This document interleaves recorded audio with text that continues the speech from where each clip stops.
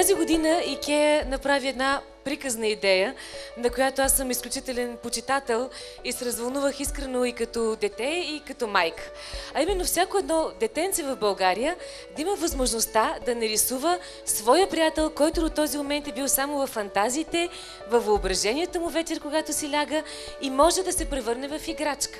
Така че над 300 деца изпратиха своите картини в конкурса Вълшебен конкурс за деца и техните фантастични приятели.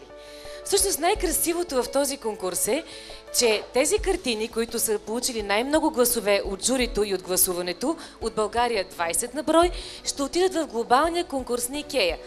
От тях 10 ще бъдат избрани и ще бъдат произведени от Икеа следващата година.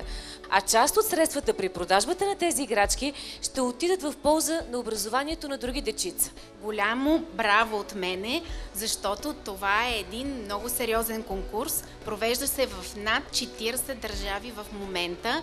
Това са държавите, в които има магазини Икеа, и всички тези дечица от цял свят ще се състезават за възможността техния фантастичен приятел да стане истинска плюшена играчка и наистина да го гушкат много деца.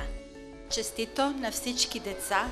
Наистина всички сте прекрасни рисунки и прекрасна кауза. Благодаря на Икеа за инициативата.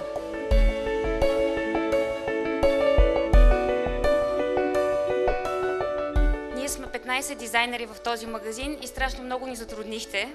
Доста време отделихме на подбора и въобще на целия този процес. И много ви благодарим за идеите, които споделихте с нас.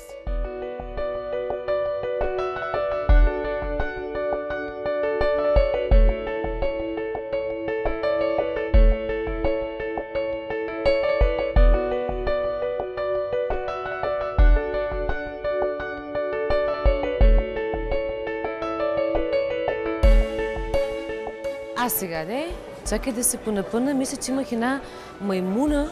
Имах една плюшена играчка, Мури се казва. Няма такъв хоризонт. Според мен детското въображение може да мине над всичко и да обедини всичко в една хубава детска приказка.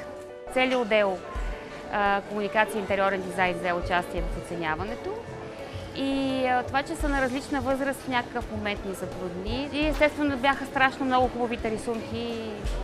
Това много ни затрудни. Осъзнаването на това, че дете може да помогне на дете, е изключително силна мисия и според мен е един от най-големите уроци, които децата могат да научат на тази възраст.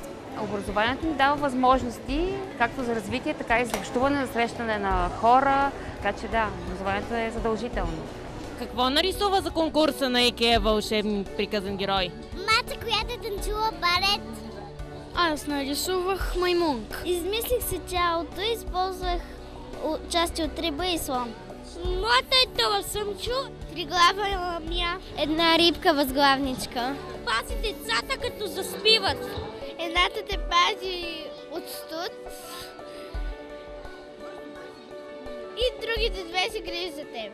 Играе с децата, говори си и да, и ги прегръща. До нас щастие на малките деца.